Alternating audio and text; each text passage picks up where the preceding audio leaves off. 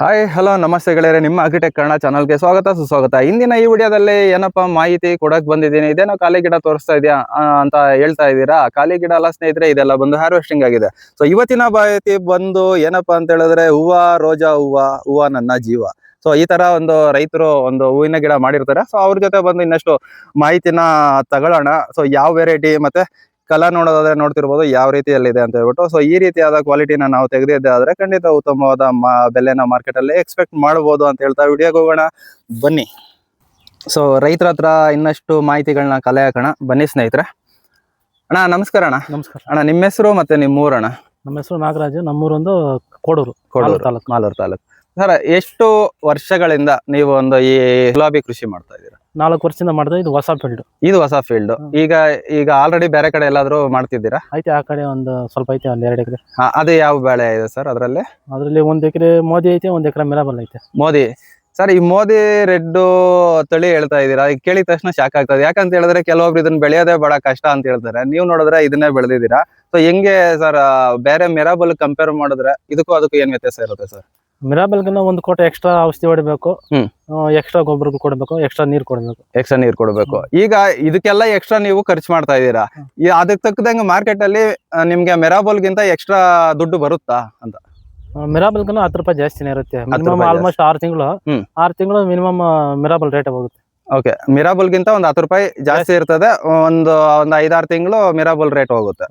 Okay ಅಣ್ಣ, ಈಗ ಮೊದಲನೇದಾಗಿ ಈ ರೋಸ್ ಬೆಳೆ ಅನ್ನೋದು ಜಾಸ್ತಿ ಅಂದ್ರೆ ಒಂದ್ಸಲಿ ಹಾಕಿದ್ಮೇಲೆ ವರ್ಷಾಂತರಗಳು ಇರ್ತದೆ. ಇದಕ್ಕೆ ನೆಲದ ತಯಾರಿ ಯಾವ ರೀತಿಯಲ್ಲಿ ಇರ್ಬೇಕಣ್ಣ? ಈಗ ನೋಡೋದಾದ್ರೆ ನೀವು ಒಳ್ಳೆ ಟ್ರೆಂಚ್ಗಳು ಇಷ್ಟಾಗ್ಲ ಮಾಡಿದೀರಾ. ಸೊ ಯಾವ ರೀತಿ ಅಣ್ಣ, ಸ್ಟಾರ್ಟಿಂಗ್ ಅಲ್ಲಿ ಯಾವ ರೀತಿ ಮಾಡ್ಕೋತೀರಾ ನೆಲದ ತಯಾರಿ? ಸ್ಟಾರ್ಟಿಂಗ್ ಅಲ್ಲಿ ಟ್ರ್ಯಾಕ್ಟರ್ ಅಲ್ಲಿ ಒಂಟನೆಗಳು ಹಾಕ್ಸ್ಬೇಕು. 8 ಅಡಿ ಸಾಲು, 8 ಅಡಿ ಸಾಲು ಹಾಕಿ ಕೊಟ್ಟಿಗೆ ಗೊಬ್ಬರ ಕೊಟ್ಬಿಟ್ಟು ಆಮೇಲೆ 3 ಅಡಿಗೆ ಒಂದು. ಈಗ ನೀವು ಇಲ್ಲಿ ಮಾಡಿರುವಂತ ಈ ಒಂದು ಕಾಲುವೆ ಏನಿದೆ, ಇದು ಒಂಟನೆಗಳು ಹಾಕ್ಸಿರೋದು? ಒಂಟನೆಗಳು ಹಾಕ್ಸಿ ಅದರಲ್ಲಿ ಕೊಟ್ಟಿಗೆ ಗೊಬ್ಬರ ಕೊಟ್ಟಿದ್ದೀವಿ. ಅದ್ರಲ್ಲಿ ಕೊಟ್ಟಿಗೆ ಗೊಬ್ಬರ ತುಂಬಿದ್ದೀರಾ? ಸೊ ಕೊಟ್ಟಿಗೆ ಗೊಬ್ಬರ ತುಂಬಿದಾದ್ಮೇಲೆ ಅದ್ರ ಜೊತೆಗೆ ಏನಾದ್ರು ಮೂಟೆ ಗೊಬ್ಬರಗಳು ಏನಾದ್ರು ಕೊಡ್ಬೇಕಾಗುತ್ತೆ? ಇಲ್ಲ, ಕೊಡಲ್ಲ. ಆಮೇಲೆ ಲಾಸ್ಟ್ ಊಣ ಆದ್ಮೇಲೆ ಒಂದು 15 ದಿವಸ ಆದ್ಮೇಲೆ ಸ್ವಲ್ಪ ಕೊಡಬೇಕು. 15 ದಿನ ಆದ್ಮೇಲೆ ಅದನ್ನ ಯಾವ ರೀತಿಯಲ್ಲಿ ಕೊಡ್ತೀರಾ ಸರ್ ಇವಾಗ ಮೂಟೆ ಗೊಬ್ಬರಗಳನ್ನ? ಮೂಟೆಯವರು ಮಾಮೂಲಿ ಸ್ವಲ್ಪ ಅಲ್ಲಿ ತೋಡ್ಬಿಟ್ಟು ಹಾಕೋದಷ್ಟೇ. ತೋಡ್ಬಿಟ್ಟು ಗಿಡದಿಂದ ಒಂದು ಅರ್ಧ ಅಡಿ ದೂರದಲ್ಲಿ ಪಕ್ಕದಲ್ಲೇ ಹಾಕಿರ್ತೀರಾ? 3 ಅಡಿಗೆ ಒಂದು ಗಿಡ. 3 ಅಡಿ. ಆಮೇಲೆ ಬರೋಣ. ಈಗ ಬಂದು ಮುಖ್ಯವಾಗಿ ಒಂದು ತಳಿಯ ವಿಚಾರಕ್ಕೆ ಬಂದಾಗ ಇವಾಗ ಮೋದಿ ರೆಡ್ ನ ಸೆಲೆಕ್ಟ್ ಮಾಡ್ಕೊಂಡಿದ್ದೀರಾ. ಈಗ ಈ ಕ್ವಾಲಿಟಿ ತೆಗಿಬೇಕಂದ್ರೆ ತ್ರಿಪ್ಸ್ ಅವಳಿ ಜಾಸ್ತಿ ಇರ್ತದೆ ಅಂತ ಹೇಳ್ತಾರೆ ಈ ಒಂದು ಬೆಳೆಗೆ. ಸೊ ಈ ಕ್ವಾಲಿಟಿ ತೆಗಿಬೇಕಂದ್ರೆ ತುಂಬಾನೇ ನೀವು ಎಫರ್ಟ್ ಹಾಕಿರ್ತೀರಾ ಅಂತ ನನ್ನ ಅನಿಸಿಕೆ. ಸೊ ಈಗ ಬಂದು ಗೊಬ್ಬರಗಳ ವಿಚಾರ ಆಯ್ತು, ನೆಲನ ಯಾವ ರೀತಿ ಇದ್ ಮಾಡ್ಕೋಬೇಕು ಅಂತ ಹೇಳ್ಬಿಟ್ಟು ಹೇಳಿದೀರಾ. ಸರ್, ಈಗ ಸಸಿ ವಿಚಾರಕ್ಕೆ ಬಂದಾಗ ಒಂದು ಸಸಿಯ ಬೆಲೆ ಏನ್ ರೇಟ್ ಆಗುತ್ತೆ ಸರ್? ಇದು ಚಿಕ್ಕ ಗಿಡ ಬಂದು 20 ರೂಪಾಯಿ, ದೊಡ್ಡ ಗಿಡ ಬಂದು 26, 27 ರೀತಿ ಇರುತ್ತೆ. ದೊಡ್ಡ ಗಿಡ ಚಿಕ್ಕ ಗಿಡ ಅನ್ನೋ ವ್ಯತ್ಯಾಸ ಅಂತ ಹೇಳಿದ್ರೆ ನಿಮ್ಗೇನು ಪಾಕೆಟ್ಗಳಲ್ಲಿ ವ್ಯತ್ಯಾಸ ಬರುತ್ತೆ? ಹಾ ಸರ್, ಚಿಕ್ಕ ಗಿಡ, ಇದು ಚಿಕ್ಕ ಗಿಡ, ಇದರಲ್ಲಿ ಕೊಂಬೆ ಕಡಿಮೆ ಇರ್ತದೆ, ಪಾಕೆಟ್ ಚಿಕ್ಕ ಸೈಜ್ ಅಲ್ಲಿ ಇರ್ತದೆ. ಸೊ ಇದು ಬಂದು ಏನ್ ರೇಟ್? 20 ರೂಪಾಯಿ ಬೀಳ್ತದೆ. ಈಗ ದೊಡ್ಡ ಪ್ಯಾಕೆಟ್ ಸೈಜ್ ತಗೋಬೇಕಂದ್ರೆ 25ರಿಂದ 30 ರೂಪಾಯಿ. ಕ್ವಾಲಿಟಿಯಲ್ಲಿ ಯಾವ ರೇಟ್ ಹೇಳ್ತಾರೋ ಡಿಮ್ಯಾಂಡ್ ಇದ್ದಾಗ ಹಾಕ್ಬಿಡ್ತಾರೆ. ಡಿಮ್ಯಾಂಡ್ ಇದ್ದಾಗ. ಸೊ ಇದೊಂದು ವಿಚಾರ ಆಯ್ತು ಸ್ನೇಹಿತರೆ. ಅಣ್ಣ, ಈಗ ಸಸಿಯನ್ನ ನೀವು ಎಲ್ಲಿಂದ ತಗೊಂಡ್ಬಂದಿದ್ದೀರಾ ಅಂತ? ರಾಯಕೋಟೆಯಿಂದ ಬರುತ್ತೆ. ರಾಯಕೋಟೆನಾ ಅಗಲಕೋಟೆನಾ? ಅಗಲಕೋಟೆ. ಏನಾದ್ರು ಅವ್ರ ಕಾಂಟ್ಯಾಕ್ಟ್ ನಂಬರ್ ಸಿಗಬಹುದಾ? ನರ್ಸರಿ ಅವ್ರದ್ದು ಏನಾದ್ರು? ಹೋಗಿ ತಂದಿದ್ದು, ಅದರಿಂದ ಹೋಗಿರ್ತೇನೆ. ನಂಬರ್ ಏನ್ ತಗೊಂಡಿಲ್ಲ ಅವ್ರ ಹತ್ರ? ಪರ್ಚೇಸ್ ಮಾಡ್ಕೊಂಡು ಬಂದಿದ್ದು. Okay sir. ಈಗ ಬಂದು ಇದೆಲ್ಲ ಒಂದು ಪ್ರಾಥಮಿಕ ಹಂತದಲ್ಲಿ ಏನೇನ್ ಮಾಡ್ಬೇಕು ಅಂತ ಎಲ್ಲ ಹೇಳಿದ್ರೆ, ಈಗ ಸಾಲಿಂದ ಸಾಲಿಗೆ ಅಂತ ನೋಡೋದಾದ್ರೆ ಕೆಲವೊಬ್ರೆಲ್ಲ ಒಂದು ಹತ್ತತ್ರ ಹಾಕ್ಬಿಟ್ಟಿರ್ತಾರೆ. ಒಂದು 6 ಅಡಿಗೆಲ್ಲ ಸಾಲ ಹಾಕಿರ್ತಾರೆ. 6 ಅಡಿಗೆ ಹಾಕೊಂಡ್ರೆ ಗಿಡ ಬೆಳವಣಿಗೆ ಆದ್ಮೇಲೆ ಓಡಾಡಕ್ಕೂ ಆಗಲ್ಲ ಅದ್ರಲ್ಲಿ. ಸೊ ನೀವು ನೋಡೋದಾದ್ರೆ ವಿಶಾಲವಾದ ಒಂದು ಇದನ್ನ ಕೊಟ್ಟಿರ್ತೀರಾ. ಸೊ ಇದು ಎಷ್ಟು ಅಡಿ ಕೊಟ್ಟಿದ್ದೀರಾ ಸರ್ ಸಾಲಿಂದ ಸಾಲಿಗೆ 8 ಅಡಿ. 8 ಅಡಿ. ಗಿಡದಿಂದ ಗಿಡಕ್ಕೆ 3 ಅಡಿ. ಗಿಡದಿಂದ ಗಿಡಕ್ಕೆ 3 ಅಡಿ ಅನ್ನೋ ವಿಸ್ತೀರ್ಣ ಕೊಟ್ಟಿದ್ದೀರಾ? 3 ಅಡಿ ಇದೆ. ಇದು ಗಿಡ 1 ವರ್ಷಕ್ಕೆ ಕಟಿಂಗ್ ಬಂದ್ಬಿಡುತ್ತೆ. ಅಷ್ಟು ಬೇಗ ಡೆವಲಪ್ಮೆಂಟ್. ಆದ್ರಿಂದ ಈ ದೂರ ಉಣಿದ್ರೆ ತ್ರಿಪ್ಸ್ ಎಲ್ಲ ಕಂಟ್ರೋಲ್, ಗಾಳಿ ಚೆನ್ನಾಗಿ ತ್ರಿಪ್ಸ್ ಎಲ್ಲ ಕಂಟ್ರೋಲ್ ಬರುತ್ತೆ. ನಾವು ಕೊಡೋ ಔಷಧಿನೂ ಅಷ್ಟೇ, ನಾವು ಹೊಡೆಯುವಾಗ ನೀಟಾಗಿ ಸ್ಪ್ರೆಡ್ ಆಗುತ್ತೆ. ಇಕ್ಕಟ್ಟಲ್ಲಿ ನಾವು ಹೊಡೆಯೋದಕ್ಕೆ ಹೋದ್ರೆ ಕಷ್ಟ ಆಗುತ್ತೆ, ಕಂಟ್ರೋಲ್ ಬರೋದಕ್ಕೂ ಕಷ್ಟ ಆಗುತ್ತೆ. ಗಾಳಿ ಚೆನ್ನಾಗಿ ಆಡಿದ್ರೆ ರೋಗನೂ ಕಂಟ್ರೋಲ್ ಬರುತ್ತೆ, ಗಾಳಿ ಆಡಿಲ್ಲ ಅಂದ್ರೆ ರೋಗ ಎಲ್ಲ ಜಾಸ್ತಿ ಬರುತ್ತೆ. ಓಕೆ ಸರ್, ಈಗ ಒಂದು ಇದೆಲ್ಲ ಅಂತರಗಳಾಯ್ತು ಸರ್. ಈಗ ಬಂದು ನೀರಾವರಿ ವಿಚಾರಕ್ಕೆ ಬಂದಾಗ ನೀವು ಮುಖ್ಯವಾಗಿ ಏನಂತ ಹೇಳಿದ್ರೆ ಕೆಲವೊಬ್ರು ಮೈಕ್ರೋ ಟ್ಯೂಬ್ ಅನ್ನೋದನ್ನ ಹಾಕಿರ್ತಾರೆ. ನೀವು ನೋಡೋದಾದ್ರೆ ಡ್ರಿಪ್ ನ್ಯಾಟ್ರಲ್ಸ್ ನ ಒಂದು 2 ಹಾಕಿರ್ತೀರಾ. ಸರ್, ನೀರು ಎಷ್ಟು ದಿನಕ್ಕೆ ಒಮ್ಮೆ ಕೊಡ್ತೀರಾ ಸರ್? ಬೇಸಿಗೆಗಾಲದಲ್ಲಿ 1 ದಿವಸ ಬಿಟ್ಟು 1 ದಿವಸ ಕೊಡ್ಬೇಕು. ಮಳೆಗಾಲದಲ್ಲಿ ಮಳೆ ಬಿದ್ದರೆ ಕೊಡಬಾರ್ದು ಅಷ್ಟೇ. ಮಳೆ ಬಿದ್ರೆ ಕೊಡಬಾರ್ದು. ಬೇಸಿಗೆನಲ್ಲಿ ಕೊಡ್ಲೇಬೇಕು. ಬೇಸಿಗೆದಲ್ಲಿ 1 ದಿನ ಬಿಟ್ಟು 1 ದಿನ ಕೊಡ್ತೀರಾ? ಇಲ್ಲಾಂದ್ರೆ ಜಾಸ್ತಿ ಬಿಸಿಲಿದ್ರೆ ಡೈಲಿ ಕೊಡ್ಲೇಬೇಕು. ಡೈಲಿ ಎಷ್ಟು ಹೊತ್ತು ಕೊಡ್ತೀರಾ ಸರ್? ಕೊಡ್ತೀವಿ 2 ಅವರ್. 2 ಅವರ್. ಓಕೆ ಸರ್, ಇದೊಂದು ವಿಚಾರ ಆಯ್ತು ಸರ್. ಇನ್ನ ಮುಖ್ಯವಾಗಿ ಕಾಡು ಅಂತ ರೋಗ ಲಕ್ಷಣಗಳು ಏನ್ ಸರ್ ಈ ರೋಸ್ ಗಿಡದಲ್ಲಿ? ಬೇಸಿಗೆನಲ್ಲಿ ಟ್ರಿಪ್ಸ್, ಅಲ್ಲ ರೋಗ ಹೇಳ್ಬೇಡಿ, ಆಮೇಲೆ ಕೀಟ ಬಾಧೆಗೆ ಹೋಗೋಣ. ಚುಕ್ಕೆ ರೋಗ ಬರುತ್ತೆ. ಚುಕ್ಕೆ ರೋಗ, ಈ ಎಲೆಗಳ ಮೇಲೆ ಚುಕ್ಕೆ ರೋಗ, ಇದು ತಾನೇ ಸರ್? ಚುಕ್ಕೆ, ಅದು ಹಣ್ಣೆಲೆನ ಇದು? ಓಕೆ, ಚುಕ್ಕೆ ರೋಗ ಅದಾದ್ಮೇಲೆ ಸರ್? ಚುಕ್ಕೆ ರೋಗ, ಬೂದಿ ರೋಗ ಅಷ್ಟೇ. ಈಗ ಈ ಒಂದು ಏನಿರ್ತದೆ, ಈ ಮೊಗ್ಗು ಕೆಳಗಡೆ ಬಂದು ವೈಟ್ ಆಗಿರ್ತದೆ, ಅದನ್ನ ಬೂದಿ ರೋಗ. ಎಲೆ ಮೇಲೆನೂ ಬೀಳುತ್ತೆ ಮತ್ತೆ ಹೂಗೂ ಬೀಳುತ್ತೆ. ಸೊ ಇವೆರಡು ಸಮಗ್ರವಾಗಿ ಹತೋಟಿಯಲ್ಲಿ ಇಟ್ಕೊಂಡ್ರೆ ಸಾಕು, ಇನ್ನೇನು ಬರೋದಿಲ್ವಾ? ಇದು ಚಳಿಗಾಲದಲ್ಲಿ ಕೊಳಪೆ ರೋಗ ಬರ್ತದೆ. ಏನು ಇದು ಸೊರ್ಕೊಂಡು ಹೋಗ್ಬಿಡ್ತದಲ್ವಾ ಹೂವ ಪೂರ್ತಿ? ಸ್ಟೆಮ್ಮೆ ಹೋಗ್ಬಿಡುತ್ತೆ ಪೂರ್ತಿ, ಇದೆಲ್ಲ ಸೊರ್ಗೋಗುತ್ತೆ, ಬಕ್ಕೊಂಡ್ಬಿಡ್ತದೆ. ಸೊ ಇದೊಂದು ವಿಚಾರ ಆಯ್ತು ಸರ್. ಈಗ ಪ್ರಮುಖವಾಗಿ ಚುಕ್ಕೆ ರೋಗ, ಕೊಳಪೆ ರೋಗ, ಅದಾದ ನಂತರ ಬೂದಿ ರೋಗ.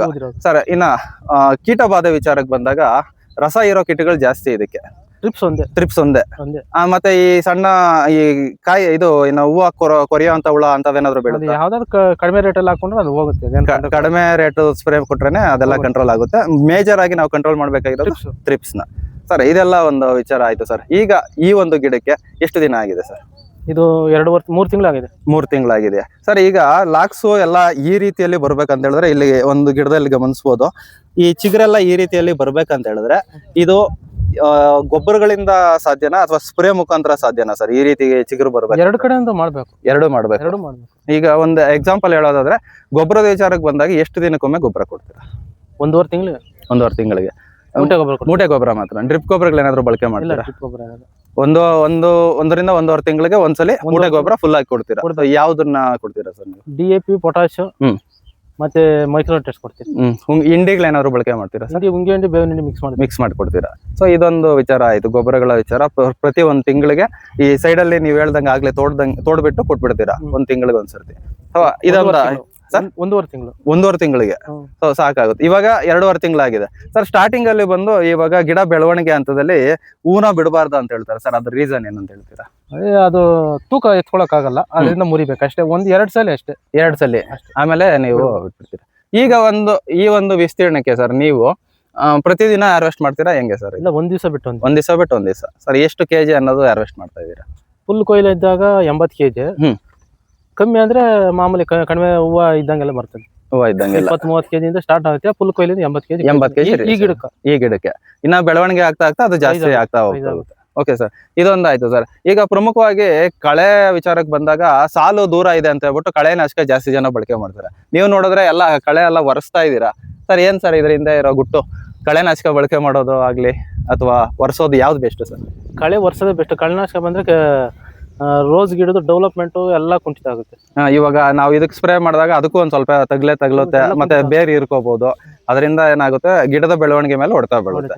ಸೊ ಈ ರೀತಿನೇ ನೀವು ಕಳೆ ಎಲ್ಲ ತೆಗೆಸ್ಬಿಡ್ತೀರಾ. ನಿಮ್ ತೋಟದಲ್ಲಿ ನೋಡೋದಾದ್ರೆ ಎಲ್ಲೂ ಅಷ್ಟೇ ತುಂಗೆ ಕೊನ್ನಾರೇ ಇಲ್ಲ ಸರ್. ಇದನ್ನ ಯಾವ ರೀತಿ ಕಂಟ್ರೋಲ್ ಮಾಡಿ? ಇದು ರೋಸ್ ಗಿಡ ಉಣೋದಕ್ಕಿಂತ ಮುಂಚೆ 1 ವರ್ಷದಿಂದ ಪ್ರಿಪೇರ್ ಮಾಡಿ ಕ್ಲೀನ್ ಮಾಡಿ, 1 ವರ್ಷದಿಂದ ಆ ಒಂದು ಕೊನ್ನಾರೆ ತುಂಗೆ ಏನಂತಾರೆ ಅದನ್ನೆಲ್ಲ ಕಂಟ್ರೋಲ್ ಮಾಡಿ ಅದಾದ ನಂತರ ನೀವು ಫೀಲ್ಡ್ ಗೆ ಬಂದಿರ. ಸ್ನೇಹಿತರೆ ನೋಡಿದ್ರಲ್ವಾ, ಬೆಳೆ ಮಾಡ್ತೀನಿ ಅಂತ ಹೇಳ್ಬಿಟ್ಟು ಏಕಾಏಕಿ ತಗೊಂಡ್ಬಂದು ಕಳೆನಲ್ಲೇ ಬೆಳೆ ಮಾಡ್ಬಿಡೋದಲ್ಲ. 1 ವರ್ಷದಿಂದ ಇದಕ್ಕೆ ಪ್ರಿಫರೆನ್ಸ್ ಕೊಟ್ಟು ಅದನ್ನೆಲ್ಲ ಕಂಟ್ರೋಲ್ ಮಾಡಿ, ಯಾಕಂತ ಹೇಳಿದ್ರೆ ದೀರ್ಘಕಾಲಿಕವಾಗಿ ಕಾಡುವಂತ ಕಳೆಗಳನ್ನೆಲ್ಲ ಕಂಟ್ರೋಲ್ ಮಾಡಿ ಅದಾದ ನಂತರ ಈ ಒಂದು ಬೆಳೆನ ಇಟ್ಟಿರ್ತಾರೆ ಸ್ನೇಹಿತರೆ. ಈ ರೀತಿ ಮುಂಜಾಗ್ರತಾ ಕ್ರಮ ತಗೊಂಡು ನಾವು ಮಾಡಿದ್ದೆ ಆದ್ರೆ ಯಾವುದೇ ರೀತಿಯಾದ ತೊಂದರೆಗಳಿಲ್ದಿರ, ಕಳೆನಾಶಕದ ಮೇಲೆ ಡಿಪೆಂಡೆನ್ಸಿ ಇಲ್ದಿರ ಮಾಡ್ಬೋದು ಅಂತ ರೈತರ ಅಭಿಪ್ರಾಯ. ಸರ್ ಒಟ್ಟಾರೆ ಒಂದು ಮೋದಿ ರೆಡ್ ಬೆಳೆ ಬಗ್ಗೆ ನಮ್ ಜೊತೆ ಇಷ್ಟೆಲ್ಲ ಮಾಹಿತಿ ಹಂಚ್ಕೊಂಡಿದ್ದೀರಾ. ನಮ್ ಕಡೆಯಿಂದ ಮತ್ತೆ ನಮ್ಮ ಚಾನಲ್ ಕಡೆಯಿಂದ ನಿಮಗೆ ತುಂಬ ಹೃದಯ ಧನ್ಯವಾದಗಳು. ನಮಸ್ಕಾರ. ನಮಸ್ತೆ ಸರ್.